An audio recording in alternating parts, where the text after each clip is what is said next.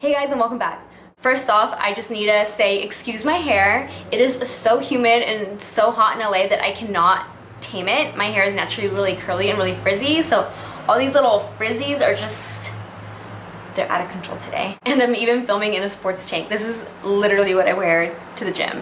But anyway, enough of that. This video is going to be a really quick tutorial on how to fix little makeup mishaps that might happen when you're doing your makeup or you're doing someone else's makeup. Things like mascara smudging, lipstick bleeding, too much blush, too intense of a contour, things like that that can basically ruin your entire makeup if you don't know how to fix it. I know for a fact, blush, when you do a little too much blush, that's like the one thing that stresses people out because everyone always thinks that they have to take it all off and start all over because blush is the one thing that's like really hard to remove if you pick the wrong shade or put too much of it on someone or on yourself. So this is just from my experience what I've learned works in order to help correct some of those mistakes really quickly and efficiently and without having to take any of the makeup off. So I hope this video is helpful for you guys if you're ever doing your makeup and you encounter one of these problems, or if you are a makeup artist and you're working on someone else and this happens to you. This will help you move right along and act as if nothing ever happened.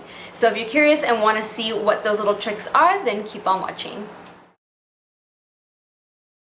We all love a cream contour, but as you know, sometimes the blending doesn't go as smoothly as you like and your highlight might be a little too intense and your contour might be a little too dark.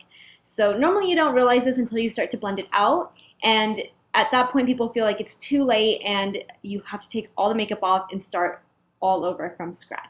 But that is not true. Rather than take off all that hard work you just did, you're going to pick up that lighter shade that you used to highlight and you're going to use a blending brush. I'm using the Smith 115 brush. And you're going to apply that lighter shade to the darker areas to really balance out areas that might be too dark.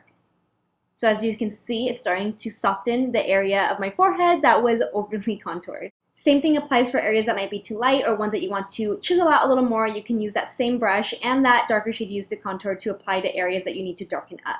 Another great tool is the Beauty Blender. You can do the same thing by picking up that lighter shade to tone down areas that might be too dark. One last option is you can always grab the foundation you have on as your base and apply it over top of the contour using a blending brush like this one from MAC, that's the 130 brush, or a Beauty Blender to give it a really natural finish.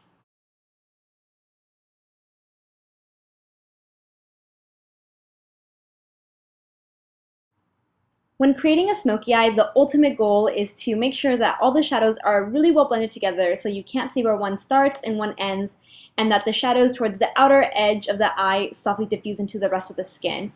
Well, sometimes when you pick up that blending brush, it seems to not want to budge, and no matter how hard you press that brush up against your shadow, it's just not blending. To make blending easier, pick up a loose powder. I'm using the MAC Mineralized Skin Finish and that same Sigma E40 brush I was using to blend out my shadow before, and use that to help blend out the eyeshadow. And because the powder is a skin tone, it diffuses the shadow into the rest of the skin really nicely.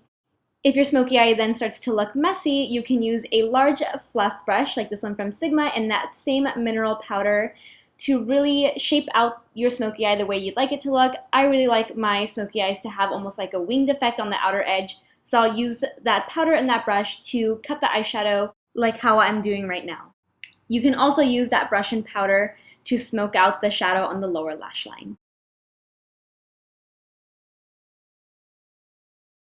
This next one isn't technically a mess up, it's more so just something that tends to annoy me when I'm doing my eyeliner in my waterline. Sometimes the eyeliner, although it is the blackest black and the darkest shade possible, it just doesn't go on your waterline as dark as you'd like it to be. So a good little trick for that is to warm it up on the back of your hand and then apply it to your waterline. Doing this first is going to warm up the product and allow it to glide onto the waterline a lot easier and a lot darker.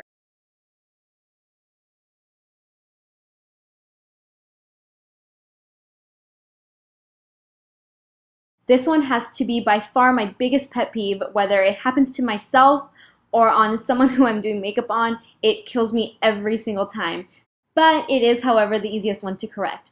All you're going to need is a clean blending brush. I'm using this one from Smith. It's the 232, and I like it because it's tapered at the end, so it allows me to be really precise. Mascara doesn't like to cling to powder, so if you just give it a second to dry and then do a blending motion with that brush right on top of where the mascara is, it'll flake right off. If for some reason that mascara just does not want to come off, you can always take a clean spoolie brush like this one from Smith. It's the 214 brush, and use that to get the mascara off. Then I'll go back in and just add some more additional shadow to bring back the intensity I originally had. And your smoky eye is back to normal.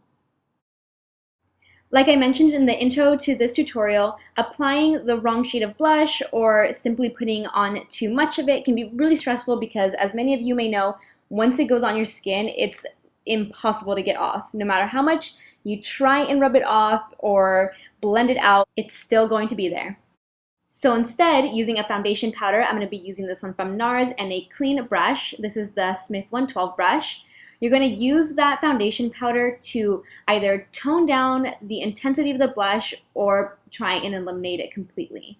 This is why you're going to want a foundation powder, because it's going to give you a little extra coverage versus a translucent powder. You could use a translucent, but I would rather use that to blend out the blush versus try and cover it. It really comes down to what it is you're trying to achieve. So if you're trying to erase it completely, use a foundation powder. If you're just trying to blend it out or tone down the color, use a translucent.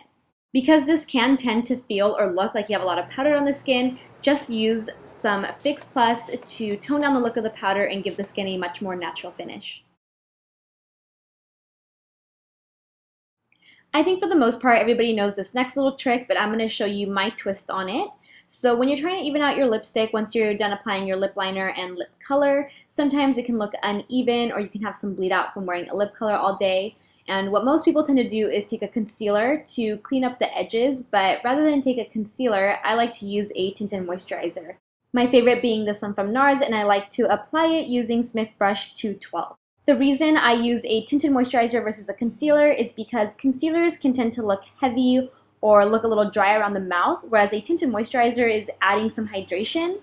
So to me, it doesn't look as heavy around the mouth area, and it also makes the lips look a little plumper. This brush is also really perfect for cleanup because it's so small. You can be really, really precise when cleaning up your lipstick. And then, of course, use a beauty blender to soak up any excess product. Alright guys, that completes this tutorial. I did have to voice over the whole thing because if not, the video, and it just was easier that way. So I apologize if the sound was a little off or if it sounded weird to you guys. But if you guys liked this video and if you love the makeup I have on, let me know, because of course I will create a tutorial for you guys. But in the meantime, I will put down in the description box below all the colors that I have on right now. Until next time, see you guys soon. Don't forget to subscribe. Bye guys.